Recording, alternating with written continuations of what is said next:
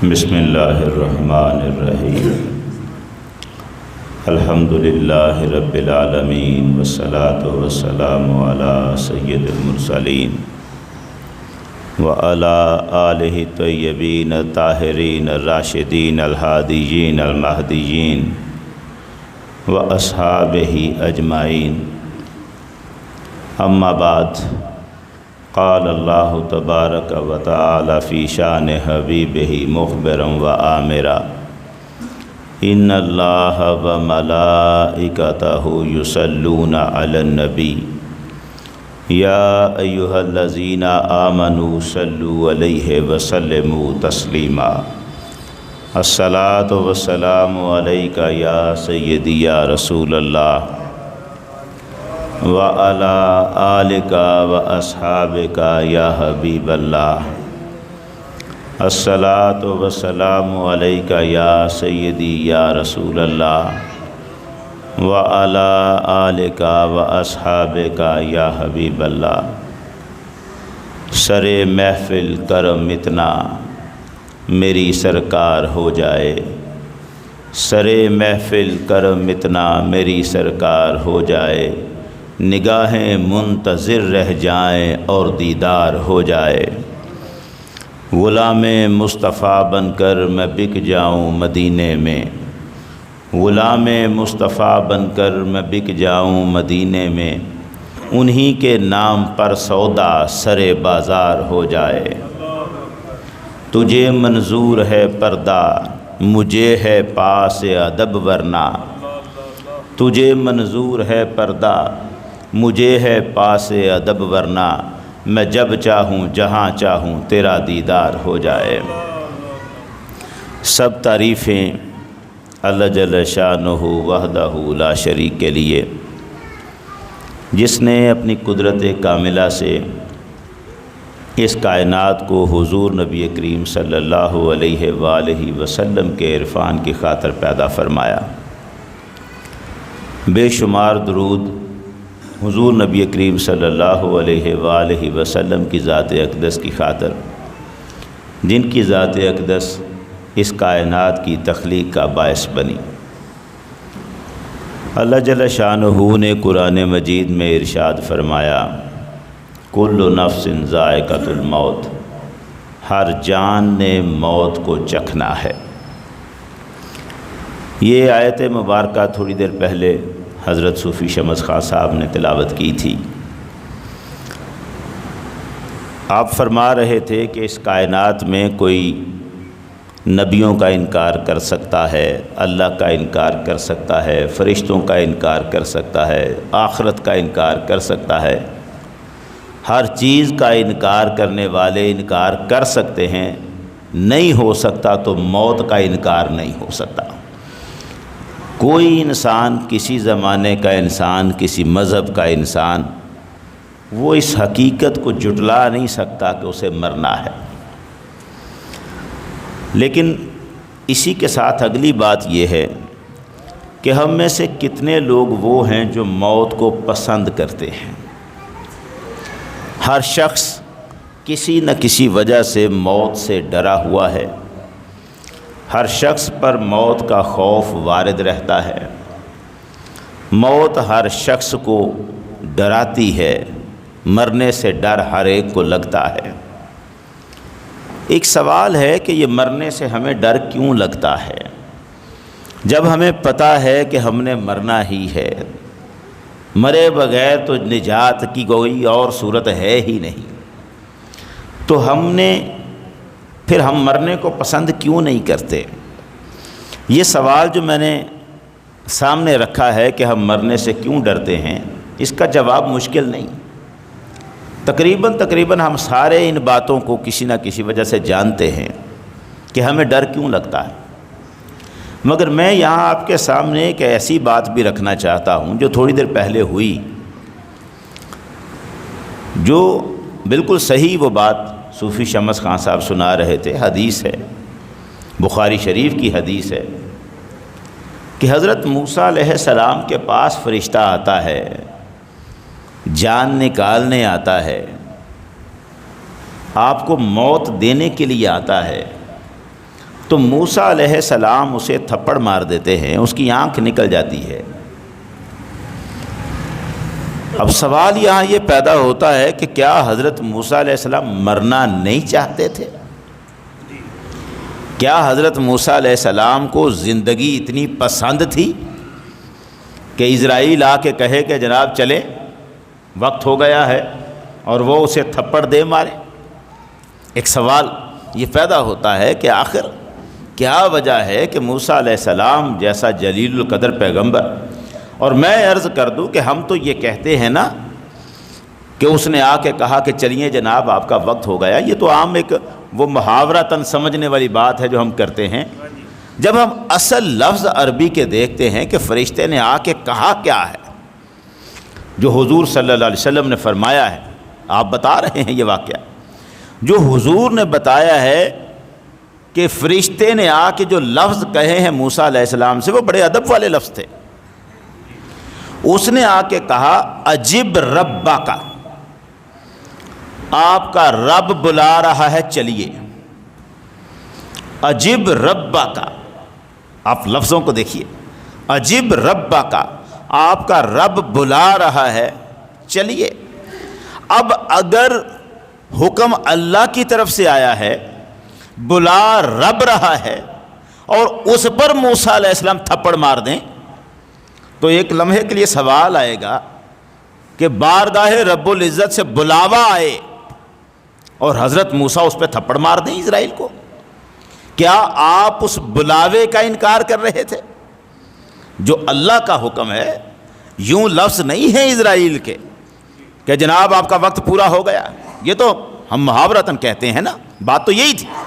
لیکن ہم بات کر رہے ہیں کہ لفظ تو اصل میں کوئی بے ادبی کے اس نے کہے نہیں تھے۔ اسرائیل نے، اور یہ بڑے مناسب الفاظ ہیں، کبھی اسرائیل کسی اور بندے کو تو یوں آ کے بلاتا ہی نہیں ہے۔ اسرائیل ہے وہ تو فرشتہ ہے، اس کو کسی کا کیا ڈر، کسی کا کیا ادب، کیا پرواہ، وہ تو کسی کے سامنے نورانی صورت میں آتا ہے اور کہیں ڈرانے والی صورت میں آتا ہے، اس کی تو صورت دیکھ کر جان نکل جاتی ہے، اس کے اگلے کام تو بات کے ہیں۔ لیکن اس کا جو سوال ہے، جو اس نے کہا ہے عجیب ربک، چلیے رب بلاتا ہے چلیے، یار یہ تو انتہائی عشق کا جملہ ہے، بڑا کمال جملہ ہے۔ یہاں آ کے آپ کو کوئی کہے، مجھے کوئی کہے، وہ کیا ہم عام طور پہ نعت پڑھا کرتے ہیں، شاید کوئی چٹھی میرے نہ دی مدینے والوں آ جاوے، ایسے ہم شعر پڑھتے ہیں۔ اس میں ایک مصرع ہوتا ہے، چل تجھ کو مدینے میں سرکار بلاتے ہیں۔ کوئی قاصد آ کر کہہ دے چل تجھ کو مدینے میں سرکار بلاتے ہیں، تو دل کی کلیاں کھیل نہ جائیں گی؟ اس وقت کوئی جرت ہے بندے کی کہ بندہ انکار کرے؟ بندہ تو سر کے بل چل کے جائے، سرکار نے بلایا، اللہ بلا رہا ہے، بلا نبی کو رہا ہے، عام بندہ نہیں ہے۔ موسیٰ علیہ السلام اللہ کے جلیل القدر نبی ہیں، وہ نبی ہیں جو ایک مرتبہ طور پہ اللہ سے کلام کر کے آتے ہیں اور پھر ترستے رہتے ہیں کہ وہ لمحہ کب آئے گا جب دوبارہ میں کلام کر سکوں گا اللہ سے۔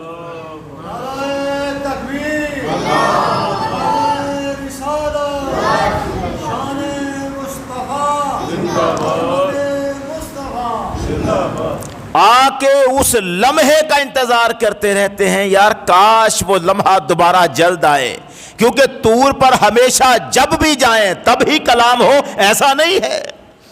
ایسا نہیں ہے کہ جب بھی حضرت موسیٰ اپنی مرضی سے دل کرے اٹھیں اور طور پہ جائیں اور آگے جلوہ خداوندی آ جائے اور کلام ہو جائے، ایسا نہیں ہے۔ رب کا حکم آئے کہ آؤ ہم کلام کرنا چاہتے ہیں، اس اجازت سے جانا ہوتا ہے وہاں، وہ بلاوا آئے تو جانا ہوتا ہے وہاں۔ اور موسیٰ علیہ السلام آ کے انتظار کرتے رہتے ہیں، وہ لذت جو اللہ سے کلام میں ان کو ملی ہوتی ہے اس کو ترستے رہتے ہیں۔ اب جب ترستے رہتے تھے اور کلام کا بلاوا آتا تھا تو دوڑے چلے جاتے تھے، آج ان کو اسرائیل آ کے کہے کہ چلیے آپ کا رب بلاتا ہے، بلا رب رہا ہے، اب آگے اگر موسیٰ علیہ السلام انکار کریں تو یہ انکار اسرائیل کو نہیں ہوگا، یہ تو رب کے بلاوے کو انکار ہوگا۔ بات کو سمجھ رہے ہیں کتنی مشکل بات ہے یہ آسان سا نہیں ہے مسئلہ۔ انکار تو ہوا ہے، موسیٰ علیہ السلام نے تھپڑ تو اسے مارا ہے، لیکن سوال یہ پیدا ہوتا ہے کہ آخر کیوں؟ ہمارے ہاں علماء کچھ نقطے نکالتے ہیں۔ ایک نقطہ یہ ہوتا ہے کہ اس کا طریقہ ٹھیک نہیں تھا۔ عام طور پر علماء اس پہ جو نقطہ نکالتے ہیں نا، یہ بات سرور عالم نے نہیں بتائی کہ اسرائیل کا طریقہ ٹھیک نہیں تھا، یہ تو علماء نے خود سے ایک اندازہ لگایا ہے۔ اور کیا وجہ ہو سکتی ہے؟ موسیٰ علیہ السلام خود سوچا، اور سوچ کر یہ سارا میرا موضوع صرف یہ حدیث نہیں ہے، یہاں سے تو میں بات شروع کر رہا ہوں۔ میں بتانا چاہتا ہوں کہ یہ تھپڑ کیا تھا، اس کے اندر فلسفہ ہے زندگی کا۔ علماء یہ نقطہ نکالتے ہیں عام طور پر کہ اسرائیل کا طریقہ ٹھیک نہیں تھا، اسے آ کے کہنا چاہیے تھا کہ جناب آپ کا وقت ہو گیا ہے، اگر آپ چلنا چاہیں تو چلیں۔ یہ علماء کا ایک نقطہ ہے، مجھے علماء سے اختلاف نہیں، بالکل اپنی جگہ وہ بھی ٹھیک ہیں، لیکن سوال یہ ہے کہ اسرائیل آ کر یہ جملہ کہتا، یہ تو تب کہتا جب وہ لفظ اپنی مرضی کے چن کے کہے، جب فرشتے کو اختیار ہو کہ گفتگو اپنی مرضی سے کرے تو پھر چاہیے کہ فرشتہ یہ لفظ کہہ لیتا۔ اسے تو صرف وہی کہنا ہوتا ہے جو رب نے پیغام دے کے بھیجا ہوتا ہے، وہ تو صرف وہی لفظ کہہ سکتا ہے۔ اسے تو حکم ہی یہ ہوا تھا کہ جا جا کے موسیٰ کو میرا بلاوے کا پیغام دے دے، اس نے تو آگے یہی کہنا تھا عجب ربک، اور یہ بھی بات ادب کی تھی۔ سوال یہ ہے، علماء کا یہ استدلال نقطہ اپنی جگہ ٹھیک ہے، لیکن سوال اگلا دیکھیں کیا ہے، میں پلٹاتا ہوں۔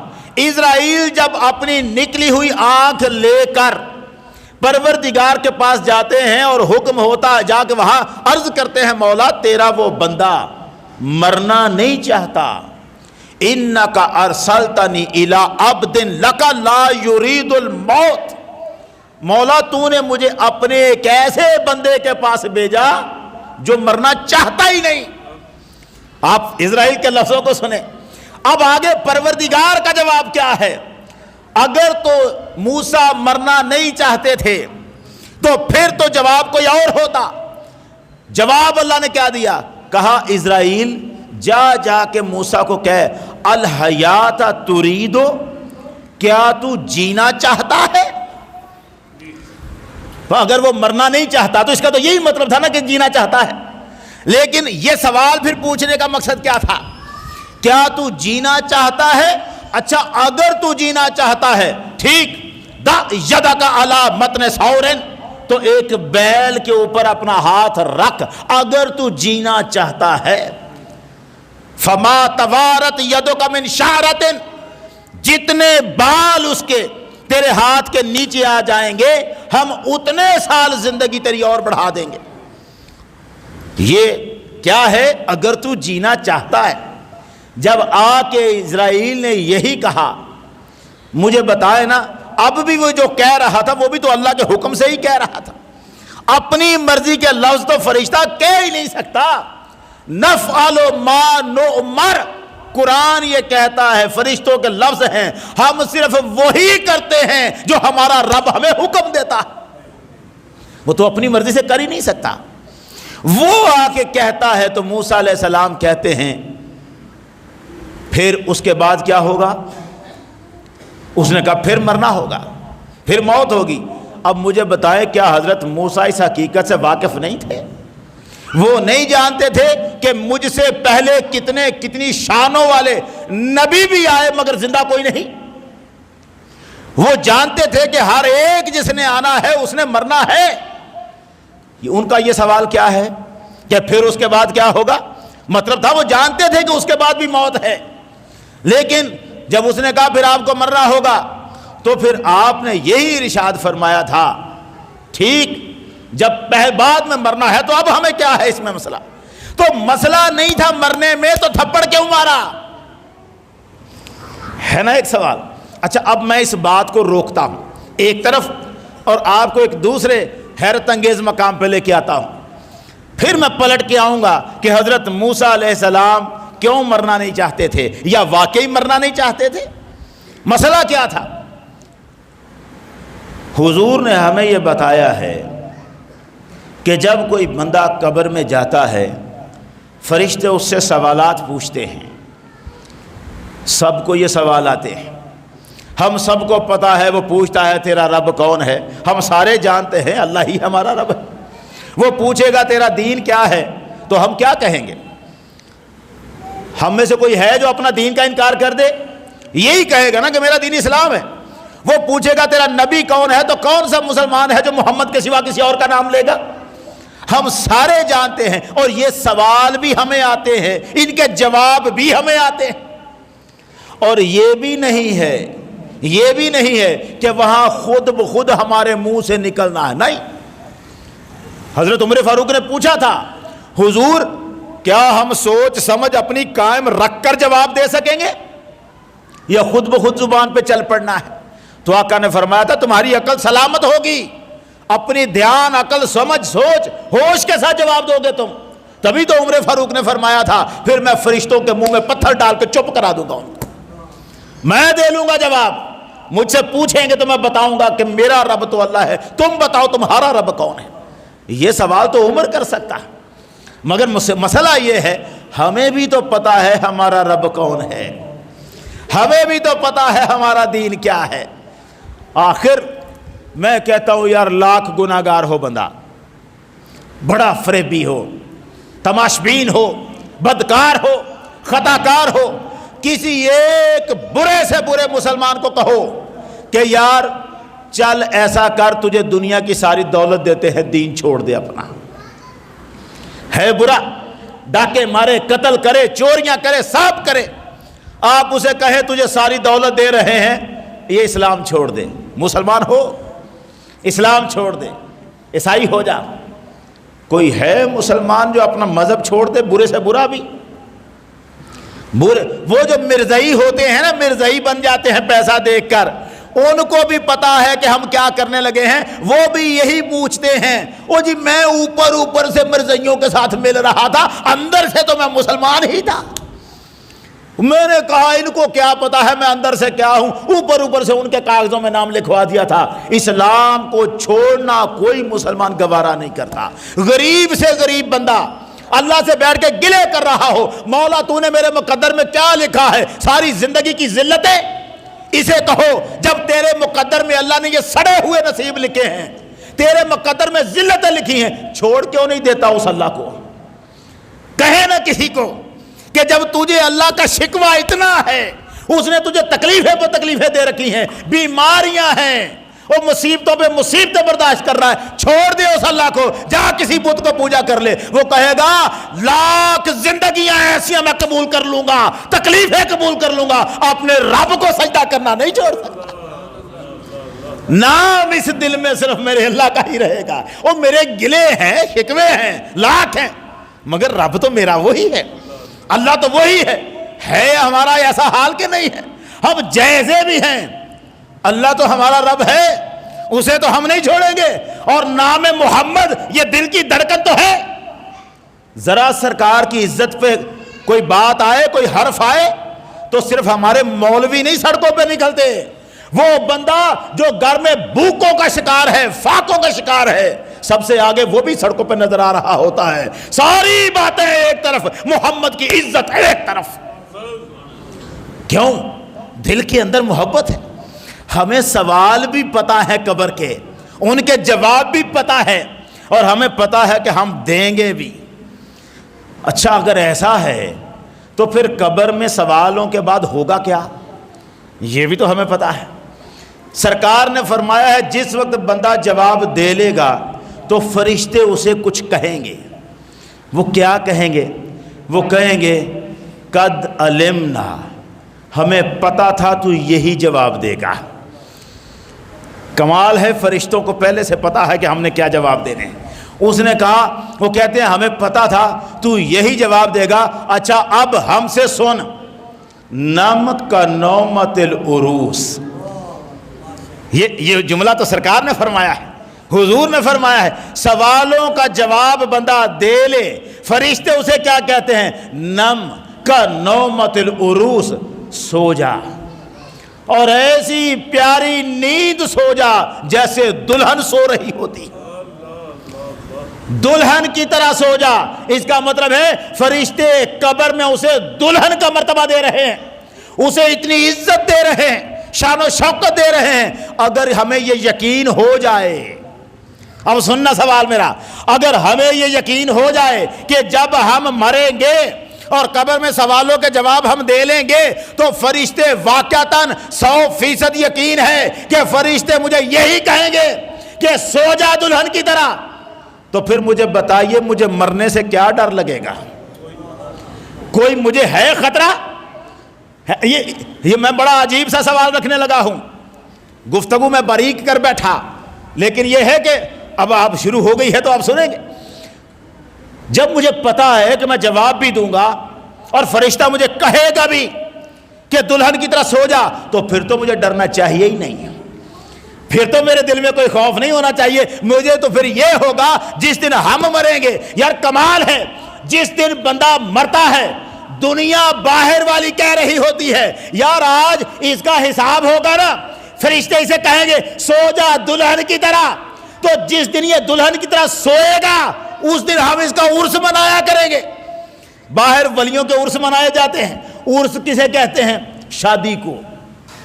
لفظ عرس کا مطلب شادی ہوتا ہے، عرس عربی میں شادی کو کہتے ہیں۔ بندہ مرا، وہ جس دن مرا، چونکہ ولی اللہ کا تھا، جس دن دنیا سے گیا، ہم نے کیا کہا؟ یہ دنیا سے گیا نہیں ہے، یہ مرا نہیں ہے، اس کی شادی ہو گئی ہے، آج اس کی شادی ہوئی ہے۔ کیوں؟ کیونکہ فرشتوں نے اسے کہا ہے سو جا دلہن کی طرح، اور دلہن تو شادی والے دن بنتی ہے، چونکہ آج اس کی شادی ہے، اور شادی پر غم نہیں کیا جاتا، خوشیاں منائی جاتی ہیں، اس لیے ہم خوشیاں کر رہے ہوتے۔ ہم نے تو کر لی، جس کی شادی ہوئی ہے اسے کوئی خوشی نہ ہوئی ہوگی، جس کا مسئلہ ہے اسے کوئی۔ اور اگر مجھے پتا ہے یہاں کہ میرا بڑا پروٹوکول ہوگا اور مجھے جاتے ہی ہاتھوں ہاتھ اٹھایا جائے گا اور مجھے دلہن بنایا جائے گا، مجھے میٹھی نیند سلایا جائے گا، سو جا، ان لفظوں پہ آپ کا خیال نہیں گیا، ابھی آپ آدھے رہے ہیں رستے میں۔ اس نے سونا ہے دلہن کی طرح، اور سونا کہاں ہے؟ جہاں نیند ہی نہیں آتی، قبر میں نیند کا تصور ہی نہیں ہے۔ اگر وہ سو جائے تو جو قبر پہ جا کے سلام کرے گا اسے جواب کون دے گا؟ وہ سوال ہے نا، سوال تو سوچے نا آپ۔ یہ سو جائے، یہ اللہ کا ولی ہے، یہ سو گیا، تو اب آپ جا کے اسے سلام کریں گے، جواب کیسے دے گا؟ تو آپ کا جواب دینے کے لیے ضروری ہے وہ جاگے، تو جب اسے جاگنا ہے تو سونا کیسا؟ اس کا مطلب یہ ہے تیری آدھی توجہ تو بھلے دنیا کی طرف رہے، لیکن وہ توجہ بھی تیری مرضی سے ہوگی، تو مجبور نہیں، تیری مرضی سے ادھر دنیا پر بھی نگاہ رکھ اور ادھر خدا کے جلووں کو بھی دیکھ لے، کیونکہ جلوے نیند میں نظر آتے ہیں، وہ جلوے بھی لے، ادھر دنیا سے تعلق بھی رکھ۔ اچھا میں یہ سوچتا ہوں کہ اگر مجھے یقین ہو جائے کہ میرے ساتھ یہی ہونا ہے تو پھر مجھے مرنے سے تو کوئی ڈر نہیں لگے گا۔ اچھا میں ایک اور لمحہ آپ سے پیش کرتا ہوں، وقت ہے نا جی میرے پاس؟ ہاں ٹھیک ہے، کیونکہ میں نے آج سے پہلے یہ گفتگو نہیں کی جو میں آج کرنا چاہ رہا ہوں، جو ہو گئی شروع، اب ہو گئی ہے۔ مجھے بتانا ہے کہ موسیٰ علیہ السلام نے کیوں تھپڑ مارا تھا۔ آپ نے توجہ سے سننا ہے اس بات کو۔ مجھے اگر پتہ چل جائے کہ میرے ساتھ یہ منظر ہونا ہے تو یقیناً مجھے مرنے سے ڈر نہیں لگے گا۔ اب تھوڑا سا ذرا پیچھے آئے نا، جب فرشتہ سوال کر رہا تھا ان میں ایک سوال بڑا عجب تھا، اور ہم سارے جانتے ہیں، میاں محمد بخش صاحب نے بھی لکھ لکھ کے ہمیں سنایا ہوا ہے۔ فرشتہ پوچھتا ہے ما کنت تقول فی ھذا الرجل لمحمد، یہ جو ہستی ہے محمد کی، ان کے بارے میں تو کیا کہا کرتا تھا؟ کس کے بارے میں؟ سرکار دو عالم کے بارے میں. لفظ کیا کہتا ہے؟ حاضر رجل، حاضر رجل، اس ہستی، اس ہستی. اس کا مطلب ہے وہ ہستی کہیں قریب ہے جس کے بارے میں وہ کہتا ہے اس ہستی. اگر قریب نہ ہو تو پھر فرشتہ کہے کہ تو محمد کے بارے میں کیا کہا کرتا تھا. وہ یہ نہیں کہتا تو محمد کے بارے میں کیا کہا کرتا تھا، وہ کہتا ہے تو اس ہستی محمد کے بارے میں کیا کہا کرتا تھا. اس کا مطلب ہے ہستی قریب ہے. اسی پہ تو میاں صاحب نے فرمایا تھا لوکا مینو آن ڈرایا رات قبر دی کالی، میں سنیا اوتھے اونے ہونا جدے مونڈے کملی کالی.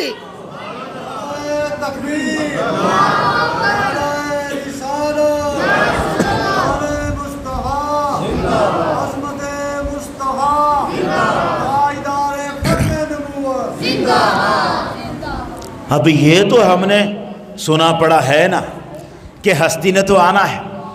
اچھا اگر ہستی نے آنا ہے اور میرے لیے نصیبہ بھی جاگنا ہے اور میں نے سرکار کو پہچان کے جواب بھی دینا ہے اور میں نے یہ بتانا بھی ہے کہ یار تم پوچھتے ہو میں کیا کہا کرتا تھا، میں تو ساری زندگی کی نعتیں پڑھتا آیا ہوں، میں تو زندگی بھر انہی کے نام پہ مرتا بکتا آیا ہوں، میں نے تو اپنی اولادوں کو بھی محمد کا عشق ہی سکھایا ہے.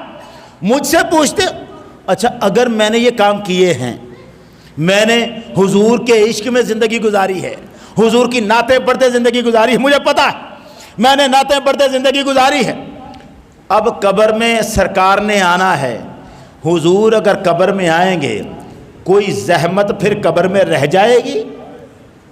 جس قبر میں سوال پہ سوال ہے، جس قبر میں حضور کا چکر لگ جائے، سرکار کا پھیرا لگ جائے، آپ کا جلوہ ہو جائے، اس میں کوئی اندھیرا رہ پائے گا؟ جہاں سرکار رحمت عالمین آ جائے اور جہاں رحمت آ جائے وہاں زحمت نہیں آ سکتی. رحمت جہاں آ جائے وہاں زحمت نہیں آ سکتی. حضور تو قبر میں تشریف لے آئے، مجھے تو اس پہ خوشی ہونی چاہیے. یار میں مروں گا نا اس دن مجھے حضور کا دیدار ہوگا. شیخ عبدالحق محدث دہلوی نے کتاب میں لکھا ہے، وہ کہتے ہیں یہ جو حدیث ہے نا جس سے یہ نکلتا ہے کہ سرکار نے قبر میں آنا ہے، عاشقوں کے لیے تو پھر وہ دن عید کا دن ہوگا. عاشقوں کے لیے وہ دن عید کا ہوگا جب حضور نے قبر میں آنا ہے. اگر وہ دن عید کا ہے تو مجھے مرنے سے ڈر لگے گا؟ مجھے ڈرنا چاہیے مرنے سے؟ نہیں نہ ڈرنا چاہیے. بس میرا تو کام ہی بنا ہوا ہے، اب میں آ گیا ہوں مرحلے کی طرف، میرا تو کام بنا ہوا. میں قبر میں جاؤں گا، مصطفیٰ کی زیارت مجھے، میں قبر میں جاؤں گا، فرشتے سوال پوچھیں گے، جواب دوں گا، فرشتے کہیں گے سو جا، میں عزت سے دلہن کی طرح سو جاؤں گا. میری شادی کا معاملہ ہوگا، میرے لیے خوشیاں ہوں گی، فرشتہ کہے گا وہ تیرا ٹھکانہ جنت میں، میں جنت کی زیارت کروں گا، میرے لیے تو موجیں ہی موجیں. تو اگر مجھے یقین ہے تو پھر میں ڈروں کیوں مرنے سے؟ پھر تو میں کھل کے کہوں گا جب تیرا دل چاہے آ جا. میں موت کو پکاروں گا، جب جی چاہے آ جا، میں تیار بیٹھا ہوں. میرے لیے تو زیادہ چاہت کی بات ہے. کہا نہیں خالد بن ولید نے؟ یہی تو کہتے تھے کافروں کو، او تمہیں پتہ نہیں تمہارا پالا کس قوم سے پڑا ہے جو زندگی سے زیادہ موت کے طلبگار بنے بیٹھے. کیوں طلبگار ہیں موت کے؟ پتہ ہے وہاں جائیں گے تو ہمارے سر پہ سہرے ہوں گے، پتہ ہے کہ وہاں جائیں گے تو آنکھیں دیدار مصطفیٰ سے ٹھنڈی ہوں گی، پتہ ہے کہ وہاں جائیں گے تو جنت کی زیارت ہوگی، پتہ ہے کہ وہاں جائیں گے عذاب نہیں ہوگا، ہم تو موجوں میں ہوں گے. اچھا یہ اگر پتہ ہے تو مجھے ڈرنا نہیں چاہیے، نہیں ہے نا؟ مجھے ڈرنا. اب ذرا آنا دوسری طرف. میں سوچتا ہوں یار نہیں ڈر تو اس لیے ہے ہو سکتا ہے یہ سارا کچھ میرے ساتھ نہ ہو، میں تو اس لیے ڈر رہا ہوں. ہو سکتا ہے خیال تو میرا ہے لیکن میں ہو سکتا ہے نا میں گناہگار ہوں، ایسا ہو جائے کہ قبر میں جاؤں تو حضور کی دیدار مجھے ہو ہی نہ. ایسا ہو سکتا ہے سرکار چہرہ چھپا لیں، ایسا ہو سکتا ہے مجھ گناہگار پہ آپ کی نظر عنایت نہ ہو، ایسا ہو سکتا ہے مجھے سوالوں کے جواب نہ آئے. میں پھنسا جو رہا دنیا میں، دندوں میں جو پھنسا رہا، گناہگار جو رہا، اور ایسا نہ ہوا اگر سرکار نے چہرہ چھپا لیا پھر میرے لیے نجات کی کوئی صورت نہیں۔ اب تو یہ کہتے ہیں کہ مر جائیں گے، مر کے بھی چین نہ پایا تو کدھر جائیں گے، پھر کہاں جائیں گے، پھر کیا ہوگا؟ سوال ہے۔ جب یہ سوال ہے تو میں کہتا ہوں نہیں یار، مجھے ڈر لگتا ہے، کیونکہ میں سوچتا ہوں آگے ہو سکتا ہے میرے لیے پھولوں کی پتیاں نہ ہوں، آگے ہو سکتا ہے میرے لیے سہرے نہ ہوں، میں ڈرتا ہوں۔ اچھا یہ تو ہوں میں جسے خیال ہے، کوئی ایسا ہو جسے یہ خدشہ نہ ہو، اسے یقین ہو کہ میں نے آنکھ بند کرنی ہے اور آگے سہرے میرا انتظار کریں گے، اسے تو نہیں ڈرنا چاہیے، اسے تو نہیں ڈرنا چاہیے۔ اب سوال کیا ہے؟ بندہ جس کو ہم ولی کہتے ہیں، ہم نے عام حدیث سنی ہے، عام، اور پڑھی ہے ساری زندگی، کیا؟ اللہ نے فرمایا جب کوئی بندہ نفلی عبادتیں کر کر کے میرے قریب ہوتا ہے، اتنا قریب ہو جاتا ہے کہ میں اس سے محبت کرنے لگ پڑتا ہوں۔ جب میں اس سے محبت کرنے لگ پڑتا ہوں تو کیا ہوتا ہے؟ کنت سمعہ الذی یسمع بہ، میں اس کے کان بن جاتا ہوں جن سے وہ سنتا ہے، وبصرہ الذی یبصر بہ، میں اس کی آنکھیں بن جاتا ہوں جن سے وہ دیکھتا ہے، ویدہ التی یبطش بہا، میں اس کے ہاتھ بن جاتا ہوں جن سے وہ پکڑتا ہے، ورجلہ التی یمشی بہا، میں اس کے پاؤں بن جاتا ہوں جن سے وہ چلتا ہے، اگر وہ بندہ مجھ سے سوال کرتا ہے، ان سآلنی، اگر وہ مجھ سے سوال کرتا ہے، لأعطینہ، تو میں ضرور اسے عطا کرتا ہوں، وَلَئِنِ اسْتَعَاذَنِی لَأُعِیذَنَّہ، اگر وہ مجھ سے پناہ مانگتا ہے میں ضرور اسے پناہ دے دیتا ہوں۔ یہ بندہ ٹھیک ہے نا؟ یہ ولی ہے نا؟ اس میں بھی آپ کو شک ہے؟ اسے کیا مقام ملا؟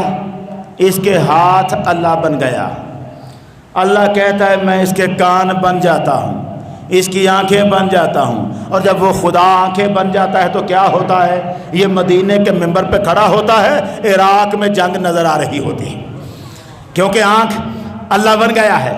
یہ جہاں کھڑا ہو دور تک کوئی پردہ اس کے آگے نہیں رہتا، یہ زمین پر چاہے کھڑا ہو جنت تک دیکھ لیتا ہے، اس کے آگے پردہ نہیں۔ مجھے صرف اتنا بتائیں، کہا تھا سرکار نے حارثہ کو کہا تھا حضور نے، حارثہ بتا تیرے ایمان کی حقیقت کیا ہے؟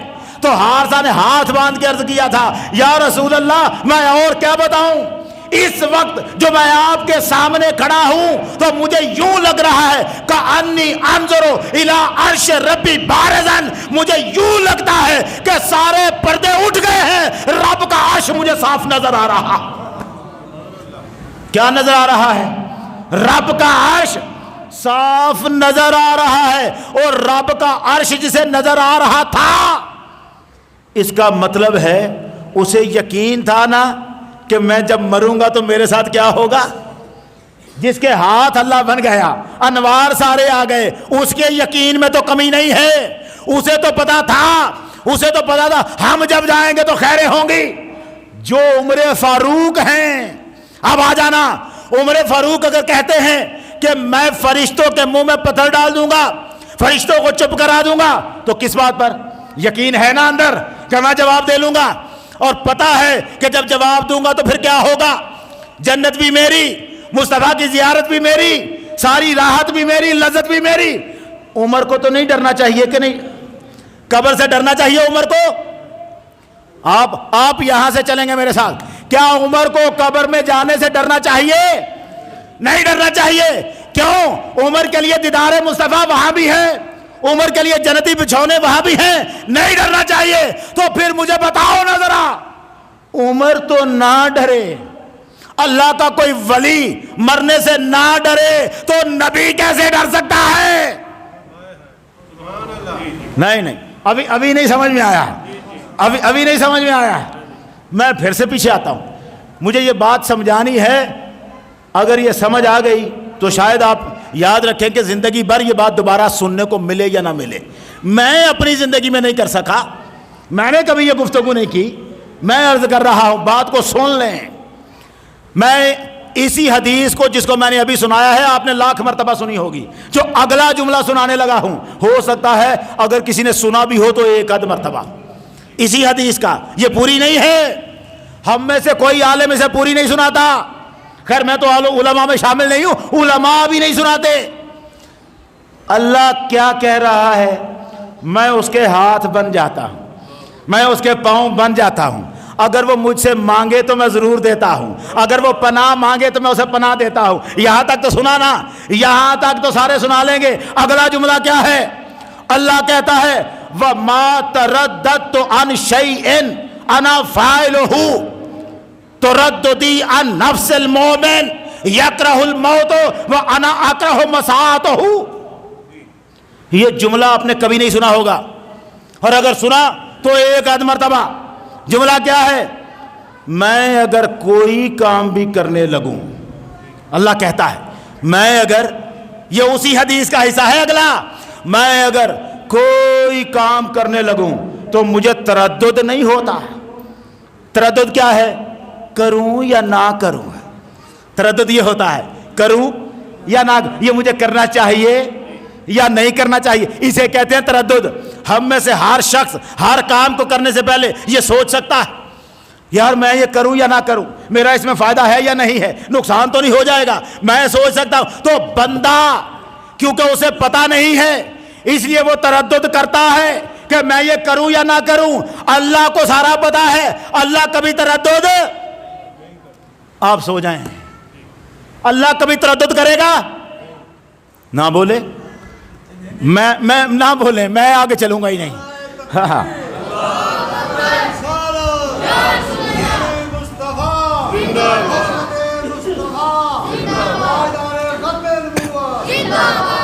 زندگی میں یہ ڈیمانڈ نہیں کی کہ سبحان اللہ کہو، یہ ڈیمانڈ ہی نہیں کی۔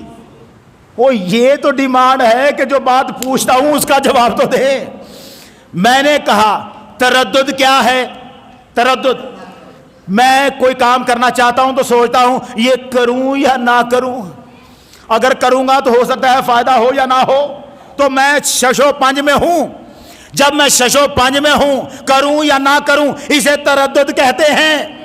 میں بندہ ہوں، مجھے اگلی بات کا پتہ نہیں ہے، میرا اس میں فائدہ ہے کہ نہیں ہے پتہ نہیں ہے، تو میں تردد کر سکتا ہوں۔ مجھے بتاؤ اللہ بھی تردد کرے گا؟ بھائی اللہ کو تو یہ مسئلہ ہی نہیں ہے کہ میں یہ کام کروں گا تو فائدہ ہوگا کہ نہ ہوگا، میں یہ کام کروں گا تو نقصان تو نہ ہو جائے کسی کا۔ اللہ کے لیے کوئی مسئلہ ایسا نہیں، اللہ سب جانتا ہے، جانتا ہے کہ نہیں؟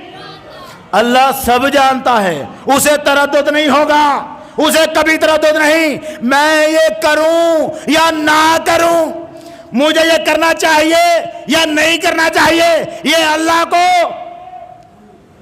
یار تھوڑا سا یہ اللہ کو تردد نہیں ہوگا۔ اب میں حدیث کیا سنا رہا ہوں؟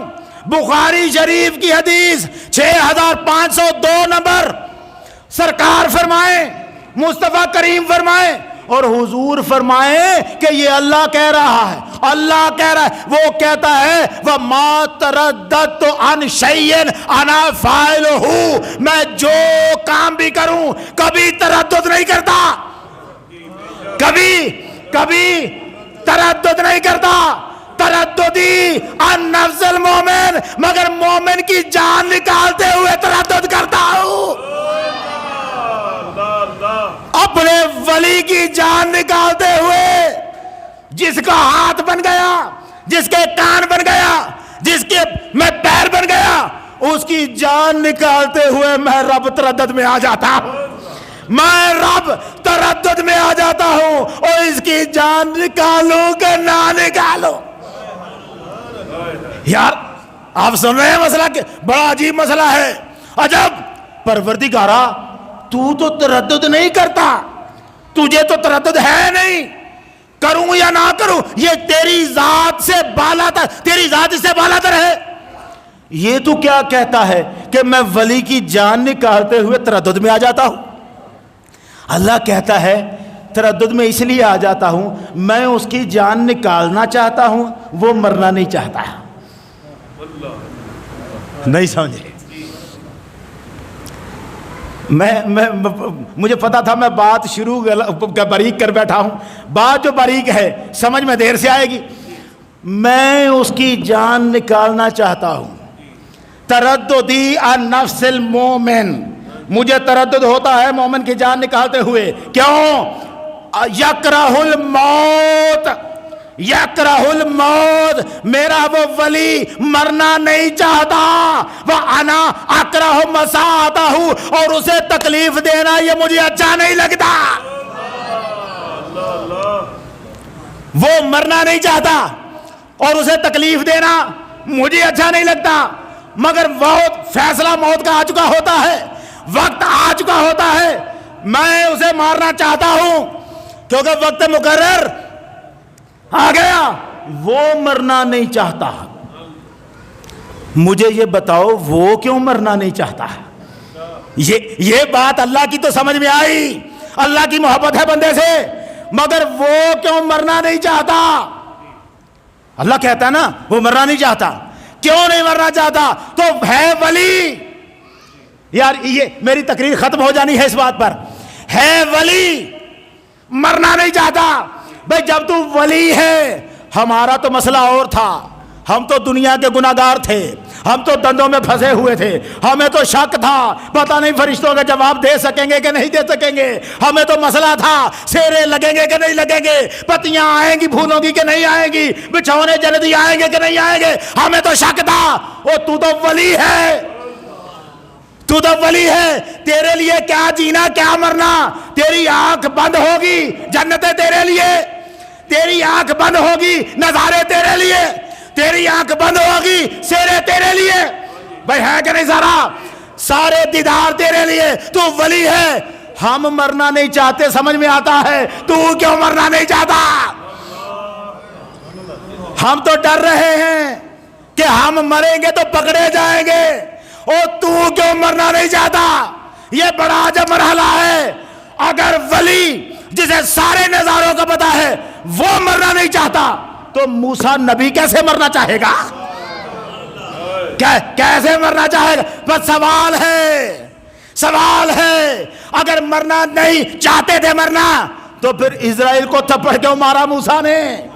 اگر مرنا چاہتے تھے تو تھپڑ کیوں مارا؟ میں مسئلہ بتانا چاہتا ہوں کیوں تھپڑ مارا اور کیوں ولی نہیں مرنا چاہتا. یہ جو ولی ہوتا ہے نا, خود اس کا عالم کیا ہے, اس کے ہاتھ پاؤں کان آنکھ ہر ایک میں اللہ کا نور آ چکا ہوتا ہے. اسے تو دنیا میں رہتے ہوئے نظارے نظر آ رہے ہوتے ہیں. وہ تو یہاں بیٹھ کے عرش خدا کو دیکھ رہا ہوتا ہے, وہ تو دیکھ رہا ہے, اسے اپنی فکر نہیں ہے. اس ولی کو اپنی فکر نہیں ہوتی. یہ سوچتا ہے میں چلا جاؤں گا, یہ جو میرے سہارے بیٹھے ہوئے ہیں ان کا کیا بنے گا. ان کی تو ابھی تربیتیں رہتی ہیں, ان کے تو ابھی میں نے پکے دین کرنے تھے, ان کے تو اندر میں نے عشق کے بوٹے بھی لگانے تھے.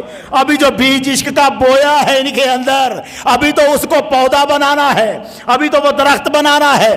ابھی تو مشک کی اندر بوٹی مچی نہیں ہے, ابھی تو پھول نہیں نکلے. ابھی چھوڑ کے چلا جاؤں گا کہیں رہ نہ جائے پیچھے. میں ابھی ولی کو مرنا اس لیے ناپسند نہیں, اسے اپنے نظارے نظر آتے ہیں. وہ سوچتا ہے جو مجھ سے جڑے ہوئے ہیں, یہ جو ادھر بیٹھے ہیں میرے عزیز, میرے رشتہ دار, میرے مرید, مجھ سے محبت کرنے والے, مجھ سے تعلق رکھنے والے, ان کا میرے پیچھے کیا بنے گا. یہ ولی سوچتا ہے اور وہ چاہتا ہے مولا ابھی کچھ اور لمحے دے دے, میں ان کو بھی ساتھ لے کے آ جاتا ہوں. ولی اس لیے نہیں مرنا چاہتا کہ اسے فکر, یار مجھے بتاؤ ایک باپ کو سب سے زیادہ فکر کیا ہے؟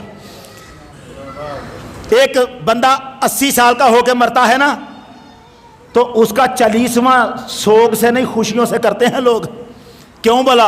او جی ہانڈ کھانڈ لیا ہے اس نے, ہنڈا ونڈا لیا ہے اس نے, بچے سارے شادیاں کر لی ہیں, کاروبار سب کو کر کے دے دیا, اچھی شادیاں, گھر بنا لیا اونچا, زندگی کے سارے مزے لے لیے, اس کی کون سی حسرت رہتی ہے؟ تو آپ اس کے 40ویں میں بھی پریشانی پہ نہیں ہوتے. لیکن ایک جوان موت ہو جائے, ایک جوان موت ہو جائے, ہر ایک کا کلیجہ باہر نکلتا ہے. यार छोटे छोटे बच्चे थे उसके, अभी उसके बच्चे बड़े छोटे, अभी तो एक बच्चे की भी शादी नहीं हुई।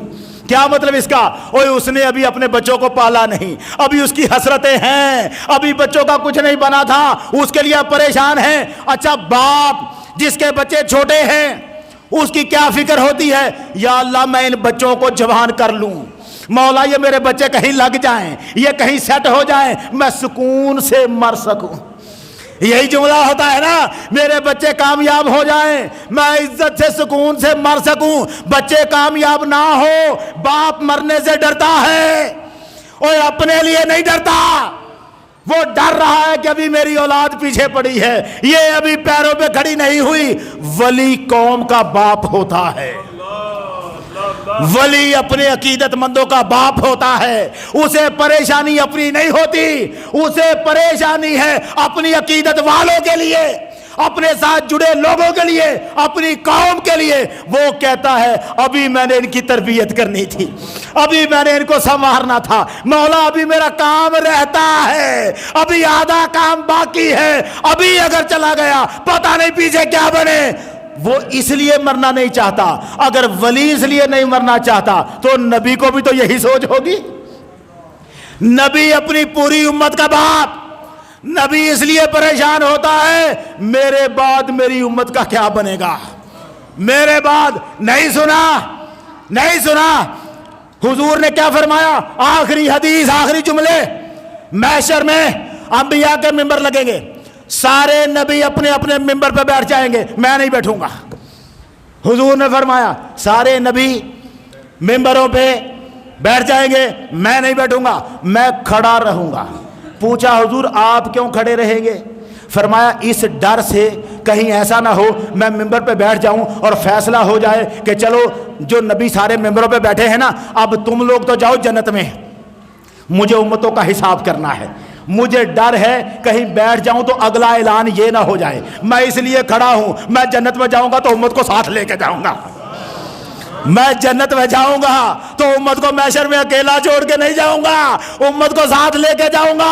मैं महशर में खड़ा रहूंगा, मुंतसिबन, मैं खड़ा रहूंगा इस डर से कि कहीं मुझे अकेले को जन्नत में भेज ना दे अल्लाह, मैं अपनी उम्मत को लेके जाऊंगा। नबी डरता है उम्मत के लिए, नबी डरता है उम्मत के लिए। और मूसा अलैहिस्सलाम को डर था, आप जानते थे जिस कौम का मैं नबी बन के आया हूं ये कैसी है, और मैं समंदर पार करा के आया, ये तब भी मुझे नबी नहीं मानने को तैयार हुए।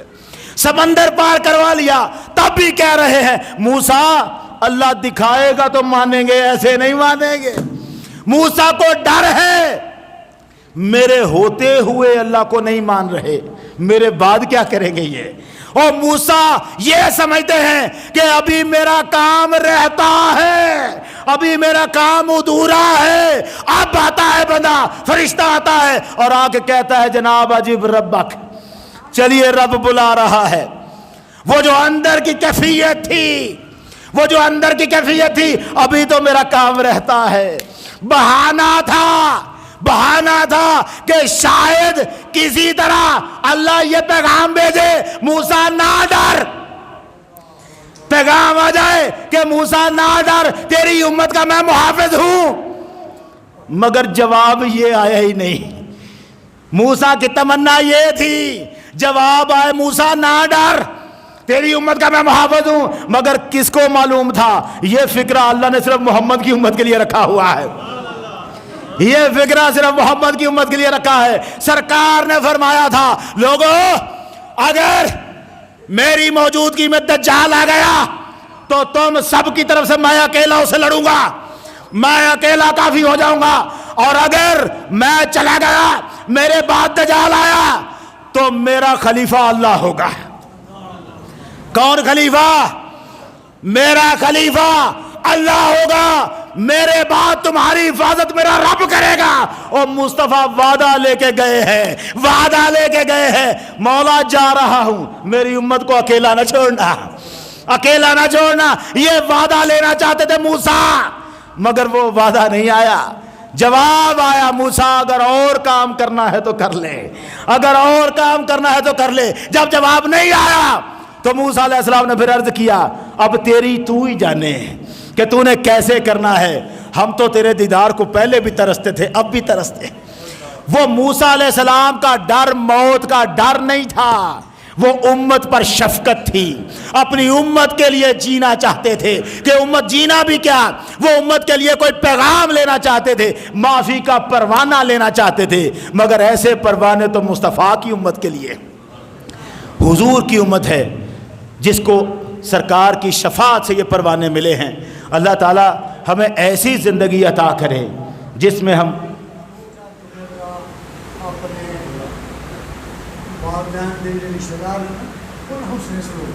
لو بالکل ٹھیک، میں زیادہ بات لمبی نہیں کرتا جی، مختصر کرتا ہوں۔ عبداللہ ابن عمر، یہ حضرت عمر فاروق کے بیٹے ہیں۔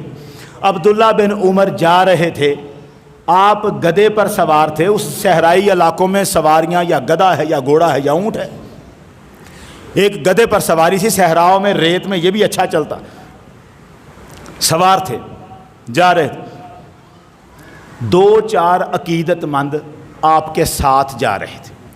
اب یہ روایت میں نہیں لکھا کہ وہ پیدل جا رہے تھے کہ گدھوں پر وہ تھے، لیکن وہ بھی ساتھ تھے۔ حضرت عبداللہ بن عمر گدھے پر سوار تھے، جا رہے تھے۔ رستے میں ایک کسی گاؤں کا رہنے والا کوئی بندہ وہ رستے میں جا رہا تھا، دھوپ سورج کی تیز تھی اور یہ بندہ جا رہا تھا۔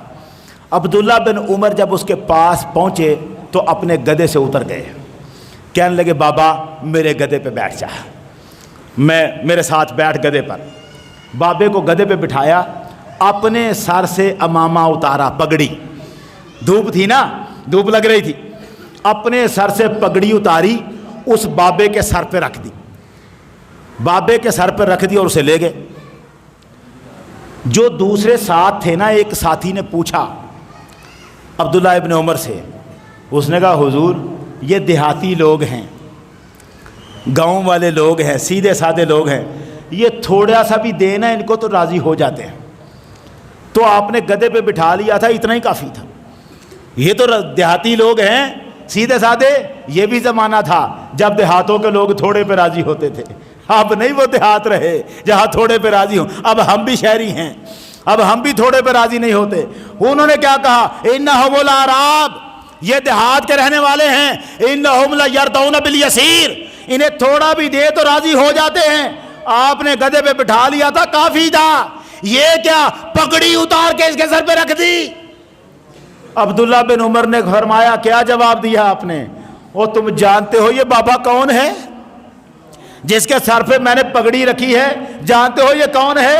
انہوں نے کہا جناب نہیں جانتے۔ فرمایا میرے باپ کا یار ہے یہ بابا، یہ میرے باپ کا یار ہے، یہ میرے باپ کا یار ہے، اور میں نے محمد عربی سے سنا ہے اپنے کانوں سے، انی سمعت رسول اللہ، میں نے حضور سے سنا ہے، سرکار فرماتے تھے ان ابر البر صلۃ الولد لأہل ود ابی ہے۔ فرمایا سرکار نے فرمایا تھا نیکیوں میں سے بہت بڑی نیکی یہ ہے کہ بندہ اپنے باپ کے یاروں سے بھی اچھا سلوک کرے۔ یار مجھے بتاؤ، جس باپ کے یاروں سے اچھا سلوک کرنا بہت بڑی نیکی ہو، اس باپ کے رشتہ داروں سے اچھا سلوک کرنا کیا ہوگا؟ ماں باپ کے رشتہ داروں سے اچھا سلوک کرنا، سرکار نے تو معاملات ہی بڑے کمال کر دیے۔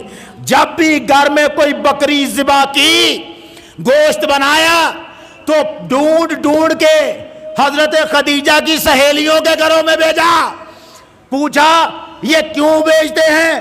فرمایا جب خدیجہ زندہ تھی یہ اسے ملنے آیا کرتی تھی، یہ خدیجہ کی سہیلیاں ہیں، اور بیوی کی سہیلیوں کو نوازنا سنت رسول، تو بیوی کے رشتہ داروں کو نوازنا کیا ہوگا؟